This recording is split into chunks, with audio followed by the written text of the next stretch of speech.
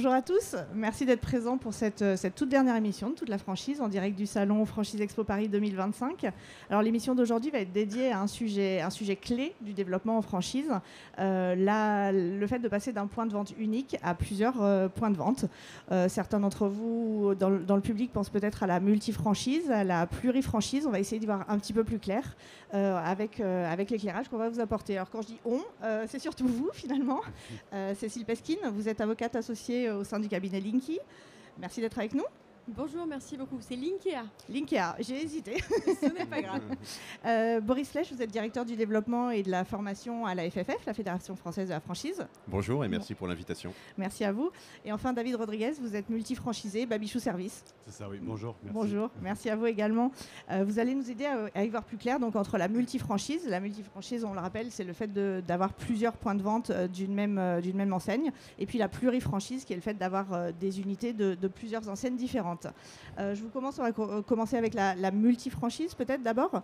En quelques mots, la multifranchise, qu'est-ce que c'est David, Boris, je me tourne vers vous. Finalement, Sandrine, vous l'avez un peu expliqué. La multifranchise, c'est finalement, c'est capitaliser sur un savoir-faire. Ce savoir-faire qu'on a acquis en démarrant la première unité dans l'activité. Ce savoir-faire, on l'a acquis, il a été transmis par le franchiseur, il a été testé, il est maintenant détenu par le franchisé qui exploite l'activité au quotidien. Et la multifranchise, comme je disais, c'est capitaliser sur ce savoir-faire en développant une deuxième unité sur un métier que l'on maîtrise déjà. Un métier, une culture du réseau et les valeurs du réseau qui sont ancrées et qu'on va mettre effectivement au service du développement de son entrepreneuriat finalement. Je vous vois regarder Davy, effectivement, vous, c'est ce que vous avez fait directement. Donc pour parler un peu de mon expérience, j'ai ouvert en 2017 une agence Babichou Service de garde d'enfants sur la région de Fréjus. Donc j'ai un secteur qui couvre une partie qui va de Fréjus jusqu'au centre Var. Et en 2021, comme tu le disais Boris, c'était vraiment envie d'autre chose. Parce qu'on a une entreprise qui commence à être stable, viable. Et comme tout chef d'entreprise, on a envie de nouveaux défis. Donc au lieu de recommencer quelque chose à zéro, on prend un modèle qu'on a testé, qu'on a développé, qu'on a installé et on le reproduit sur un autre secteur ou un autre point de vente. Voilà, donc c'est ce que j'ai fait. J'ai ouvert une agence sur Cannes et l'avantage, c'est qu'on va se servir de ce qu'on a fait au début à l'ouverture de notre premier point de vente, ce qui a marché. On va peut-être corriger des choses qui n'ont pas marché ou qu'on a appris avec l'expérience et on se lance. C'était pas facile pour moi parce que c'était post-Covid, donc ça a été un peu compliqué. Plus long. Le démarrage a été un peu plus long parce qu'on était encore sur des confinements et partiels, etc. Et on apprend aussi des fois, c'est que en faisant la même chose, ça ne marche pas pareil. Parce que même si la zone géographique est proche, c'est une autre population, c'est un autre secteur géographique. Par exemple, sur Cannes, j'ai constaté que la garde d'enfants était déjà plus ancrée qu'à Fréjus en 2017. C'était des personnes qui avaient déjà l'habitude de passer par d'autres agences. Donc pourquoi passer par Babichou Service? Donc c'était vraiment un nouveau défi. Et on est arrivé, puisque au bout de faire 4 ans dans quelques semaines, on est toujours là et l'agence se développe bien. Oui, il faut garder en tête que c'est le même concept, mais qu'il faut quand même se réadapter à sa zone géographique, à sa zone de chalandise. C'est exactement ça, C'est des choses que les franchisés ont en tête, ça? Vous pensez le fait que mon concept marche à tel endroit, c'est facile, je vais ouvrir une autre unité? Je crois que le témoignage de David est très intéressant parce qu'effectivement, certes, on reproduit la même activité, celle que l'on maîtrise déjà. Maintenant, je pense que l'erreur à ne pas faire, c'est penser que ça va être simple. Voilà, c'est jamais simple. On repart quand même sur un nouveau projet. Oui, le métier, on le maîtrise, mais la zone, pas forcément. L'enseigne n'est peut-être pas encore connue dans cette zone puisque toute la communication, notamment en local, n'avait pas encore été mise en place. Donc c'est quand même, on va en reparler justement par la suite sur un peu les bonnes pratiques à mettre en place. Je ne vais pas spoiler les parties d'après, mais justement, il y a quand même quelques prérequis, quelques points de vigilance, bien entendu, qu'il faut bien prendre en compte. Il y a des pièges à éviter quand on passe d'une unité à plusieurs? Je pense que le piège à éviter, c'est peut-être un peu le goût du risque que peut avoir un franchisé d'avoir envie à tout prix de faire comme collègues dans la franchise qui ont déjà des agences. Je pense qu'il faut être bien stable aussi en termes de trésorerie sur sa première unité. D'accord, bien être staffé sur sa première unité parce qu'on va, même sur la première unité, si on a d'une équipe, etc., on va être moins présent parce qu'il faut lancer l'équipe, la nouvelle agence. Nous, dans les services à la personne, on ne peut pas embaucher tout de suite de personnes parce que notre modèle économique, tant qu'on n'atteint pas, et je pense dans toutes les franchises c'est pareil, un volume de chiffre d'affaires, ça ne nous permet pas d'embaucher quelqu'un. Donc c'est se dire en tant que franchisé, c'est remettre les mains dans le cambouis sur des trucs que peut-être on n'a plus envie de faire sur notre première enseigne, etc. Donc il faut vraiment réfléchir, il faut aussi bien s'entourer avec son expert comptable, les avocats, les banques. Moi c'est une petite erreur que ma banque m'a un peu obligé à faire, c'est de me servir de mon PGE pour ouvrir ma nouvelle enseigne. Voilà, je vois votre tête et ça a été des difficultés. Mais bon, aujourd'hui avec le recul, si je le savais, j'aurais fait différemment. Si j'avais été conseillé par... Mais après, comme je vous ai dit, c'était une situation un peu particulière parce que c'était post-Covid. Donc voilà. Justement, je me tourne vers vous, Cécile, on voyait hocher la tête. Qu'est-ce qui est important à ce niveau-là en termes juridiques de ne pas oublier quand on passe en multifranchise? Alors oui, j'ai réagi sur le sujet du PGE puisque le PGE était fait pour payer les créanciers de l'entreprise qui existait déjà, donc c'était certainement pas la vocation du PGE. Mais en tout cas, ça vous a permis d'avoir une trésorerie qu'il faut arriver à monopoliser pour les deux projets. Alors c'est vraiment deux projets distincts, donc il y a deux contrats. Généralement le franchiseur va remettre un nouveau DIP avec un état du marché local sur la deuxième zone. Oui, c'est vraiment une seconde entreprise. Voilà, il faut que le franchisé se comporte comme il l'a fait pour la première implantation en enquêteur terrain, donc il aille faire une vraie étude de marché. Et là, votre témoignage il est super parlant puisque vous expliquez qu'en fait, bien qu'étant issu de cette région-là, bien que la connaissant bien, en ayant ouvert, vous vous êtes rendu compte qu'il y avait une concurrence plus accrue et donc peut-être un effort commercial et de proactivité un peu plus important à mettre en œuvre. Donc c'est un nouveau projet. Sur la partie contractuelle, du coup, on va avoir généralement un contrat de franchise pour chaque unité. Les durées des contrats de franchise ne seront pas forcément alignées. Et ça peut être une question à la fois pour le franchisé et pour le franchiseur. C'est est-ce qu'on ajuste les durées pour que tous les contrats prennent fin au même moment et se renouvellent au même moment, ou est-ce qu'on reste avec ce décalage qui est calé sur le prêt ou sur le bail commercial? En tout cas, c'est vraiment des questions à aborder. Et puis, quand on fait confiance à une enseigne pour une deuxième unité, pour une troisième, il peut y avoir une négociation aussi. Le franchiseur a tout intérêt à ce que les franchisés soient multifranchisés quand ça fonctionne bien. Ce sont les meilleurs ambassadeurs de la réussite du réseau et de sa santé. Et donc, le franchiseur va être ouvert, je ne sais pas si c'est votre cas, je ne vous demande pas de le dévoiler, mais sur des négociations, sur les conditions d'entrée sur le deuxième contrat de franchise. La formation initiale ne sera peut-être pas refaite en intégralité si vous êtes à la tête de l'agence et que c'est vous qui exploitez. Donc, on va avoir une dynamique juridique qui va être différente. Et ensuite, sur la partie société, et là, je ne sais pas quel choix vous avez fait, on peut imaginer avoir une structuration assez rapidement avec une société par établissement, avec une holding, une société mère, ce qui permet, dans le cas où il y a une activité qui est en difficulté, de pouvoir couper l'activité en difficulté sans que ça contamine l'ensemble des agences.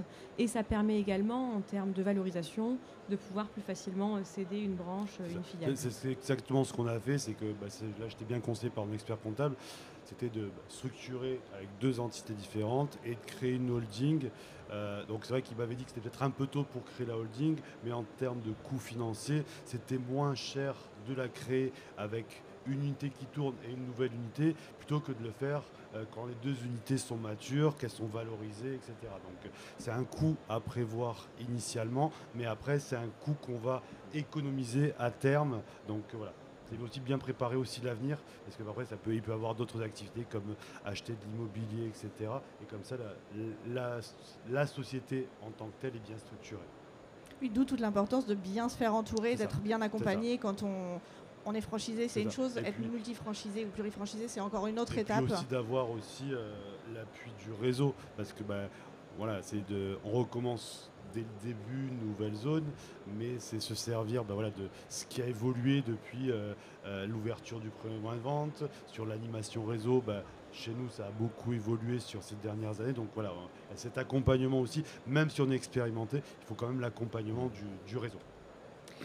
Est-ce que la multifranchise, c'est ouvert à tous les profils? Alors je me tourne un peu vers vous tous parce que vous avez sûrement tous des choses à dire. Est-ce que tout le monde ne peut pas être chef d'entreprise, tout le monde ne peut pas être franchisé, mais est-ce qu'une fois qu'on est franchisé, on a tous potentiellement la possibilité de devenir multifranchisé? Mais je pense qu'avant de se poser la question de savoir si tous les profils peuvent aller vers la multifranchise, ce qu'il faut prendre conscience, et encore une fois, David l'a bien exprimé, c'est que c'est un changement de métier. Oui, on reste dans le même secteur d'activité, mais c'est un changement de métier. On passe d'entrepreneur à dirigeant.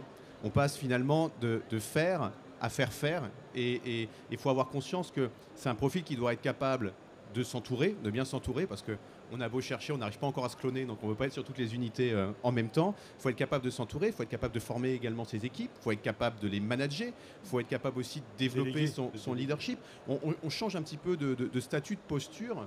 Ça nécessite aussi, et le point d'avis sur l'accompagnement est important, ça nécessite de l'accompagnement, ça nécessite également de la formation peut-être un peu plus poussée sur des sujets de management, sur des sujets aussi, je dirais, de développement de la culture financière pour la gestion de son activité. Donc, est-ce que tous les profils sont faits pour? Je n'ai pas la réponse, je ne suis pas devin, mais en tout cas, c'est sûr que c'est des points sur lesquels il faut avoir une vigilance, que ce soit côté franchisé, voilà, parce qu'on a tous envie de se développer, on a tous envie d'aller plus loin, mais est-ce que c'est le bon moment? Est-ce qu'aujourd'hui, on a la capacité justement à s'entourer, à déléguer, à manager, voilà, à piloter son activité? Et c'est une question qui doit être vraiment posée côté franchiseur aussi. Parce que certes, les réseaux doivent se développer, certes, il y a des opportunités, parfois même de reprise d'unités qui sont proches, mais est-ce que c'est le bon moment? Est-ce qu'on est prêt? C'est les vraies questions, à mon sens, à se poser. Oui, c'est vrai qu'il y a beaucoup de franchiseurs, enfin de plus en plus de franchiseurs qui disent « moi, je cherche uniquement des gens qui potentiellement vont devenir multifranchisés ». Il faut quand même mettre le curseur à un certain endroit et être sûr. Exactement, c'est une vraie stratégie côté franchiseur, et même si des opportunités se présentent et que parfois elles peuvent être un peu poussées par le franchiseur parce qu'il y a des vrais sujets de reprise sur certaines unités, je crois que la volonté elle doit vraiment émaner du franchisé en fait. C'est ça le point principal. Si je peux me permettre, c'est aussi le choix de vie de la personne. Il y a des personnes qui vont avoir une entreprise et ça leur va bien. Et d'autres ont ce goût du défi permanent, etc. Et puis après, avec maturité, vous parliez de rachat. Avec le recul que j'ai, aujourd'hui, si on me propose ça, je vais réfléchir. Et comme vous le disiez aussi, on est vachement accompagné avec notre tête de réseau sur la formation. L'année dernière, j'ai eu une formation qui a duré sur 6 mois sur le pilotage multisite. Okay, c'est-à-dire, il faut qu'on soit quand même... on peut prendre un exemple du bateau, on est un capitaine de bateau, mais il faut faire confiance à son équipe pour piloter le bateau. Et derrière, il faut, en étant moins présent sur une unité, mettre en place tous les indicateurs qui vont nous permettre de voir aussi si l'entreprise tourne. C'est être aussi présent dans notre entreprise, avoir peut-être, moi il y a un truc que je garde toujours, c'est j'aime toujours avoir un prospect, comprendre son besoin, lui faire un devis, parce que ça me permet aussi de comprendre le métier. De comprendre qu'on a constaté un truc, je l'ai transmis à mes équipes, de septembre à novembre, avec toute l'instabilité qu'il y a eu. En fait, on a des personnes qui nous demandaient des devis pour de la garde d'enfants parce qu'ils attendaient un poste à partir du mois de janvier, etc. Et ces postes n'ont pas été proposés par les employeurs de nos clients, donc on n'a pas signé de clients. Mais si j'étais peut-être pas, on va dire, sur le terrain, j'aurais juste dit à mes équipes, vous n'êtes pas bon, vous n'arrivez pas à transformer, et j'aurais pas compris. Donc je cherche aussi à rester quand même un peu au contact du terrain pour comprendre. Et aussi, j'ai managé, j'ai fait sur ma première enseigne et sur l'ouverture de Cannes, tout le process. Je suis aussi légitime de dire à mes équipes, faites comme ça, parce que c'est ce que la franchise nous dit. On a un manuel opératoire, c'est ce qu'il faut faire, c'est ce que j'ai fait, et c'est ce qu'il faut continuer à faire. Il faut rester quand même dans un juste milieu. Je pense qu'on ne peut pas être, surtout dans nos activités, être comme un pilote de Formule 1 qui reste concentré sur tous ces indicateurs, son volant, etc. et pas regarder la piste. Juste en face de nous, on a un truc de gaming. Ça peut être, on va dire, l'exemple parfait. Si on est juste devant un écran et qu'on regarde juste les tableaux de bord, les KPI, etc., c'est pas forcément... c'est pas la solution. Et c'est aussi peut-être ce que certains multifranchisés pensent, c'est que on peut avoir un peu, je peux me permettre cette expression, le melon de se dire on est un chef d'entreprise, je vais me mettre les doigts de pied en éventail au bord de la piscine 6 mois dans l'année. Nous, dans une activité de service, c'est pas encore possible. Tout à l'heure, vous parliez de l'importance de l'accompagnement du réseau qui vous a formé finalement à devenir multifranchisé. Comment on fait, Cécile, pour s'assurer en amont est-ce qu'on peut s'en assurer du fait que le réseau va vraiment m'accompagner dans ce changement?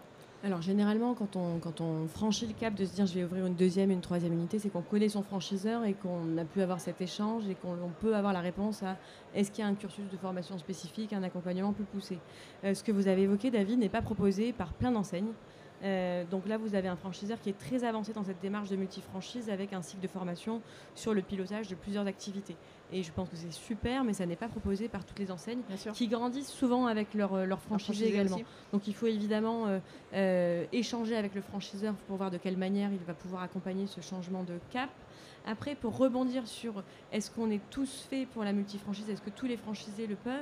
Alors là, c'est l'avocat qui parle. Nous, très souvent, on nous demande de rédiger des contrats qui vont anticiper la multifranchise avec la possibilité pour le franchisé d'ouvrir 4, 5 sites. Et en pratique, ces objectifs ne sont jamais réalisés ou une fois sur 100. Mais vraiment, pourquoi?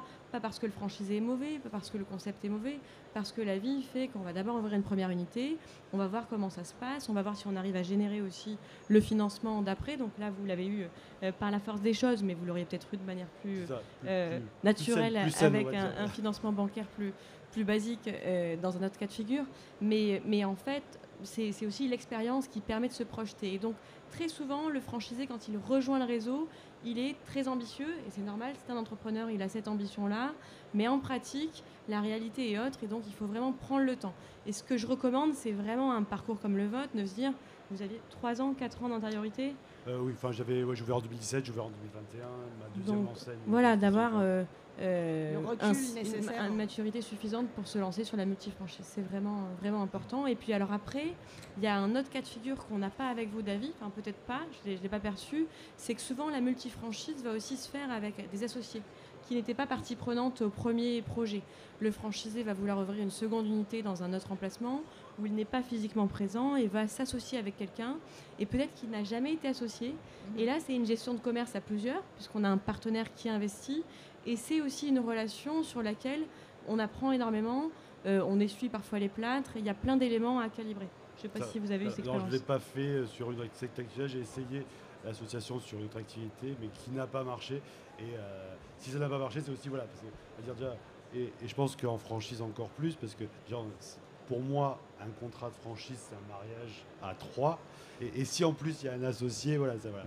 Et sur des activités comme les nôtres, j'ai préféré à l'heure actuelle rester tout seul. Je travaille avec ma femme en agence, mais les sociétés sont les miennes et je suis le seul associé de ces sociétés.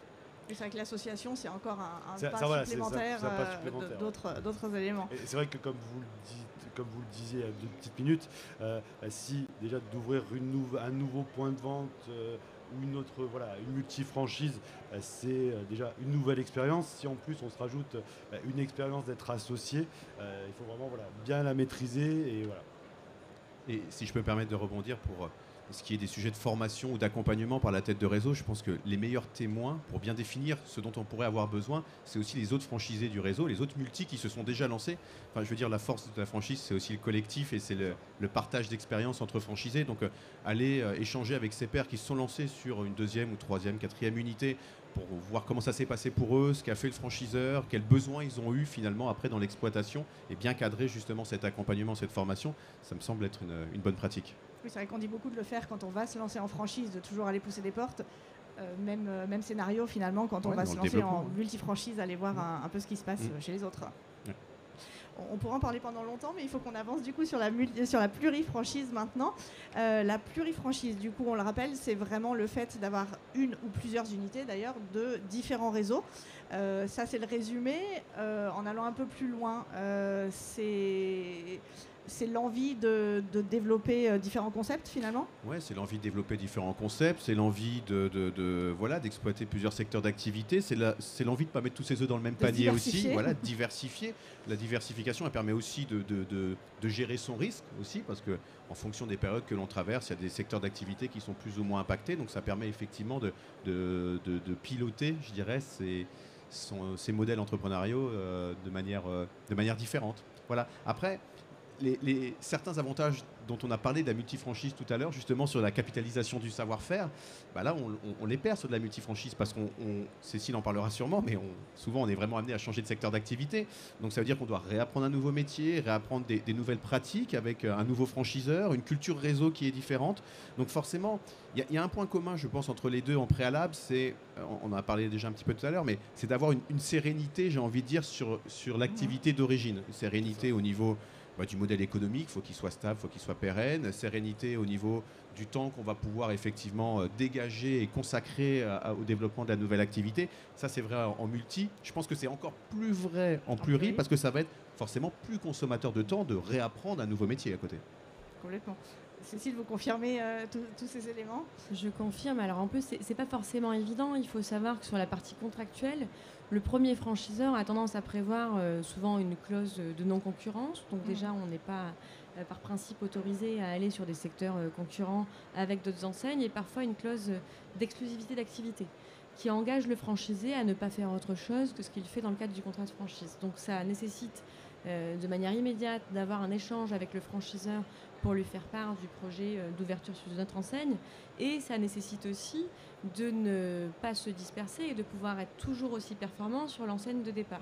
Donc c'est vraiment un cap à franchir, et là il faut aller gagner la confiance du franchiseur qui lui va y voir une bonne chose quand l'emplacement sous l'autre enseigne est assez proche, quand ça permet de mutualiser des charges, des problématiques de personnel, des problématiques de stockage, donc ça peut être très efficace, mais il ne faut évidemment pas aller chez le concurrent direct du franchiseur, c'est assez compliqué. Donc je pense que c'est à faire en concertation avec le franchiseur. Après, vous avez quelques franchiseurs qui sont multi-enseignes.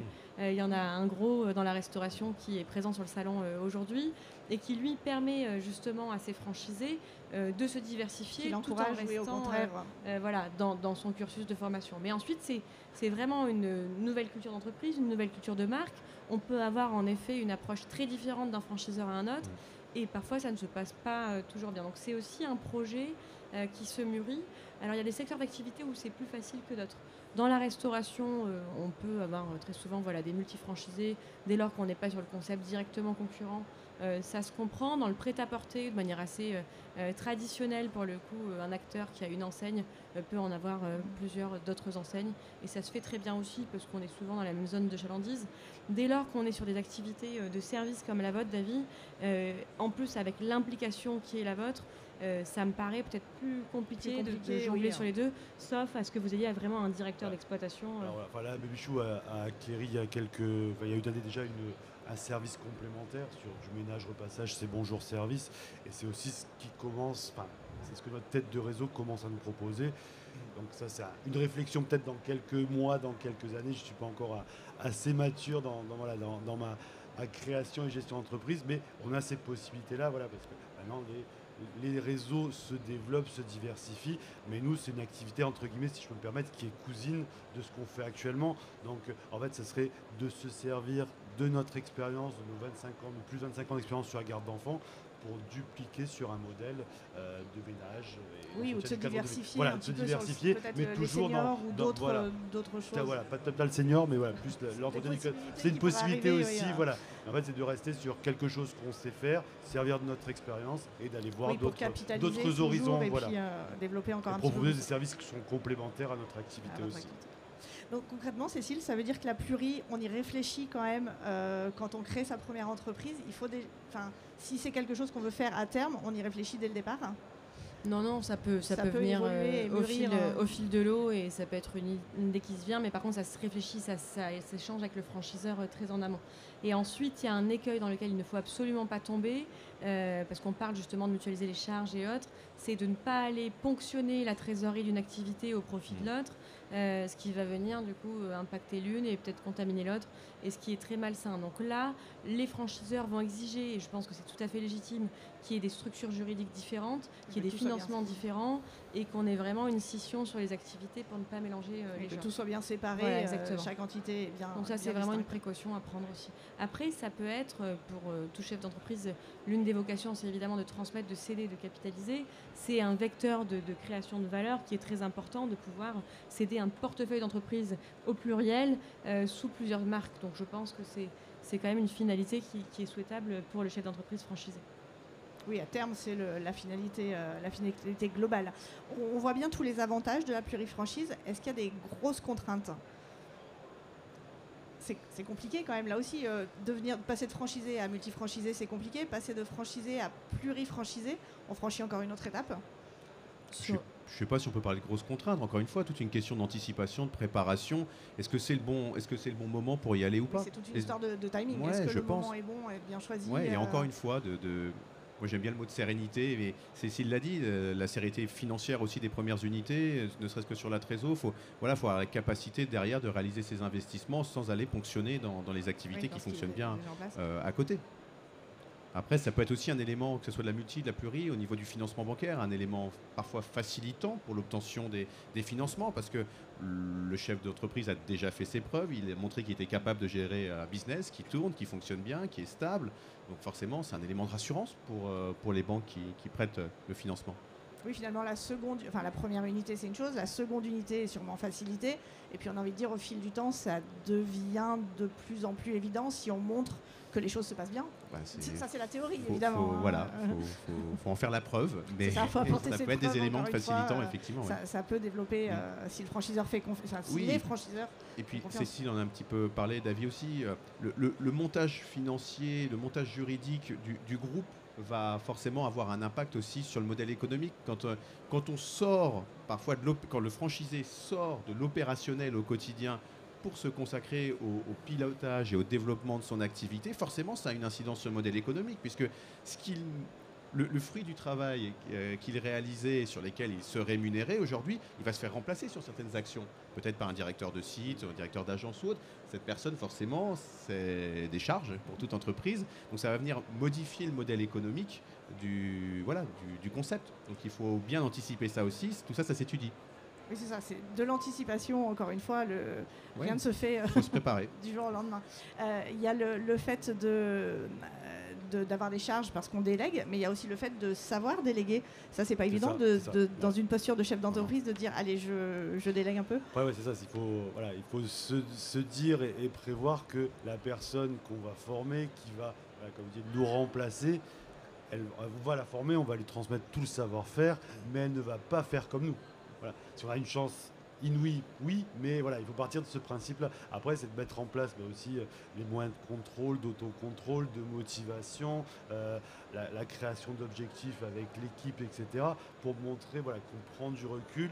On est toujours là en pilotage, mais c'est vraiment... Après, comme tout recrutement, un recrutement, c'est pas une science infuse, ça marche. Nous, on a une chance, et moi, c'est aussi une de mes convictions premières. Je fais beaucoup confiance en l'alternance, donc ça permet d'avoir des personnes, des fois, qui sont sûrement, la plupart du temps jeunes, motivés, et qu'on va aussi façonner à notre image. Après, on a beaucoup des fois d'échecs, mais qu'est-ce qu'on fait ? On se concentre sur les échecs. Moi, à l'heure actuelle, j'ai 2 super réussites sur Fréjus. On a une personne qui était en bachelor RH. C'était vraiment une pépite qui a éclos pendant une année avec nous. On lui a proposé un CDI à la fin de son embauche. Là, j'en ai une autre sur 4, mais on est pareil sur une formation qui est peut-être un peu plus longue. Donc, on va capitaliser sur sa formation pour qu'à la fin de sa formation, on l'espère, elle reste chez nous. Et ça nous permet aussi d'avoir un peu cet oxygène financier quand une structure n'est pas encore viable financièrement pour embaucher quelqu'un. Et après, quand la personne est formée et qu'elle est formée à notre image, on peut faire confiance. Donc moi je pars vraiment de ce principe. Justement, là, vous parlez de viabilité de structure. La finalité, aussi bien de la pluri que de la multifranchise, c'est quand même le fait de capitaliser et d'aller plus loin sur son investissement. Comment on fait pour assurer une croissance continue sur l'ensemble de ces unités, pour pas qu'il y en ait une qui prenne le pas sur l'autre ? Il faut rester, comme je l'ai dit, au contact du terrain. Il faut. Je pense que c'est ça. Peut-être tu peux reprendre. Toi qui as plus d'expérience sur plus de franchises. Non. Je suis pas sûr que la notion de croissance continue, elle est une réalité. Dans l'entrepreneuriat, il y a des phases de croissance en fonction. la période que l'on traverse, la conjoncture du secteur d'activité ou des secteurs d'activité qu'on exploite, il y a des phases de croissance, parfois il y a des phases de décroissance. Les phases de croissance, si c'est le bon moment, c'est là où il faut se mettre en mouvement. Les phases où il y a une croissance qui est plus faible ou un peu de décroissance, il faut sécuriser. C'est aussi le temps de sécuriser l'activité. Donc je pense qu'encore une fois, c'est le rôle d'un chef d'entreprise qui pilote ses activités. Mon expérience là sur mon activité de Fréjus au bout de 7 ans, je suis sur une stabilité en 2024, je suis à moins 1%. Par contre, mon objectif de 2024, ça a été de vraiment revoir mes marges et j'ai amélioré beaucoup mes marges parce que je me suis dit, si je me concentre sur mes marges, je vais améliorer ma santé financière. Donc peut-être être moins sur le développement, mais voilà, vraiment structurer mon entreprise, la soirée, etc. Et sur Cannes, je suis sur une agence qui est encore en croissance. J'étais sur une croissance en 2024 de 30%. Donc voilà, j'ai réussi à mener 2 objectifs différents sur 2 sociétés parce que j'ai pris le recul nécessaire, l'analyse, etc. Et puis après, c'est de se dire, il y a 2 sociétés, elles avancent dans le même sens, mais chacune a leur rythme, son forcément. Voilà, Mais... on ne peut plus, sur une agence, je souhaite encore, mais sur une agence qui a 7 ans, bientôt 8 ans, avoir une croissance à 2 chiffres tous les ans, c'est ce que tout le monde rêve. Voilà, mais il y a une réalité économique, il y a une conjoncture, etc. Voilà. Mais là, sur 2025, les premières statistiques, on est repassé sur une croissance à 15% sur chaque agence. Donc, on est quand même... Voilà. Mais en fait, c'est vraiment l'anticipation, la réflexion, l'analyse. Et c'est aussi l'expérience qui nous fait devenir un chef d'entreprise plus averti, la maturité de l'âge qui, peut-être, on est moins fonceur, mais plus réfléchi. On a l'accompagnement de notre réseau qui, au lieu d'avoir des agences qui ouvrent, peut-être avoir moins d'agences, mais des agences qui soient plus pérennes. Voilà, c'est vraiment... Il n'y a pas de bonne ou de mauvaise solution. Tout à l'heure, Cécile, vous en avez parlé un petit peu de l'importance de négocier, en tout cas de discuter avec son franchiseur des conditions, surtout en multifranchise. C'est quelque chose là aussi qu'on anticipe bien. C'est important de se dire que certaines clauses peuvent être négociées, notamment sur les redevances. Alors, les redevances, je ne pense pas que ça a vocation à être négocié en multi-franchise du tout, parce que c'est la contrepartie de l'usage de la marque et du savoir-faire qui est la même, en fait, qu'on en ait 1 ou 15. Ça peut arriver, on peut en voir, mais à mon avis, ce n'est pas l'angle sous lequel il faut l'aborder. La négociation qu'on va avoir, c'est plutôt sur le droit d'entrée, puisqu'il y aura une formation initiale qui va être beaucoup plus réduite, quoique là, vous avez eu un autre cursus de formation, mais on peut avoir un angle de négociation là-dessus. C'est plus ensuite d'essayer de se faire réserver, si on voit l'étape d'après, d'autres secteurs géographiques connexes et d'avoir un engagement du franchiseur, d'avoir une priorité si jamais il ouvre dans la ville d'après. Donc vous, typiquement, si votre franchiseur venait à ouvrir à Saint-Raphaël ou à Saint-Tropez, d'avoir cette priorité-là. Donc ça peut être l'échange qu'on peut avoir avec le franchiseur à ce niveau-là. À ce niveau-là, complètement. Le temps tourne. Est-ce qu'il y a des questions autour de nous ? Est-ce qu'il y a des points que vous vouliez aborder qu'on n'aurait pas forcément évoqués ? Dans tous les cas, vous êtes tous les 3 présents sur le salon et vous répondrez bien sûr aux questions s'il y en a. N'hésitez pas à passer sur les stands pour avoir des réponses plus précises ou à regarder la vidéo en replay, évidemment. Merci à tous les 3 d'avoir été présents sur cette émission. Merci à vous de l'avoir suivi. Bonne fin de salon. Merci beaucoup. Au revoir, bonne journée. Au revoir.